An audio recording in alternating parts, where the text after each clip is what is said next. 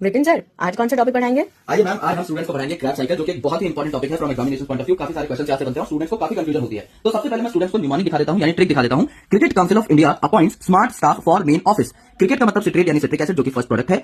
Council का मतलब सिसकोनिटेट, India का मतलब आइसोसिट्रेट। अब इंडिया में एन के ऊपर डॉट लगा हुआ है, यानी यहाँ पर NADH निकलेगा। Appoints A for alpha ketoglutarate, इसके ऊपर हरा डॉट है, यानी इकलौता ऐसा प्रोडक्ट है जिसमें 5 कार्बन है। इसके ऊपर जितनी भी 3 चीजें हैं, इनमें 6 कार्बन होंगे और नीचे की जितनी भी चीजें हैं इन सब में 4 कार्बन होंगे। अकेला 5 कार्बन का प्रोडक्ट है, इसमें भी एन के ऊपर डॉट है, यानी NADH यहाँ निकलेगा। स्मार्ट में आप देख सकते हैं सक्सिनाइल कोएंजाइम ए के ऊपर डॉट लगा हुआ है और सक्सिनाइल कोएंजाइम ए में भी ए अलग से दिखाई दे रहा है, यहाँ ATP या GTP निकलेगी। स्टाफ इसे बोला सक्सिनेट, F के ऊपर डॉट लगा हुआ है, F2 के ऊपर डॉट लगा हुआ है इनफैक्ट, तो यहाँ पर FADH2 निकलेगा। फॉर का मतलब फ्यूमरेट, मेन का मतलब मेलेट, एन के ऊपर डॉट है यानी NADH निकलेगा। एंड ऑफिस का मतलब है ऑक्सैलो एसीटेट। यहाँ पर इस चीज को समझने की कोशिश करते हैं।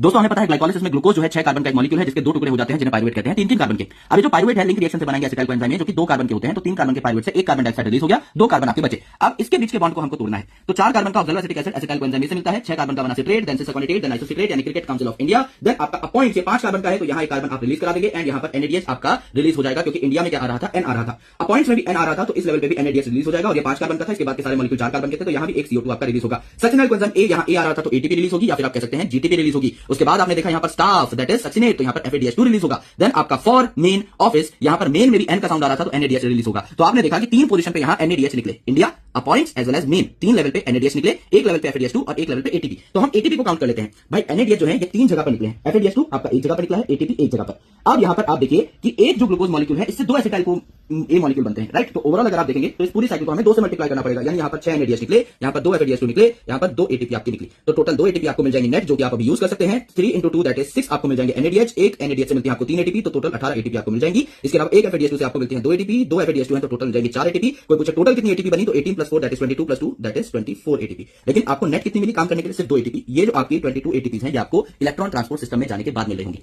तो आई होप आपको क्रैब साइकिल अच्छे से समझ में। इसे TCA साइकिल भी कहा जाता है या इसे सिट्रिक एसिड साइकिल भी कहा जाता है, क्योंकि इसका फर्स्ट जो प्रोडक्ट है that is citrate acid acid और उसमें 3 कार्बोक्सिलिक एसिड ग्रुप होते हैं, इसलिए ट्राई कार्बोक्सिलिक एसिड साइकिल भी इसे कहते हैं। क्रैब साइकिल इसलिए कहा जाता है क्योंकि जिन साइंटिस्ट ने साइकिल को इल्यूसिडेट किया था उनका नाम था सर हैंस क्रैब। सारी चीजें कवर हो चुकी हैं, एक भी वर्ड एग्जैक्ट करना नहीं छूटा है। मात्र 2 मिनट के अंदर आप क्रैब साइकिल को डिकोड कर चुके हैं। सो प्लीज मेक श्योर कि इस वीडियो को आप अपने दोस्तों के साथ जरूर शेयर करें। Thank you, lots of love.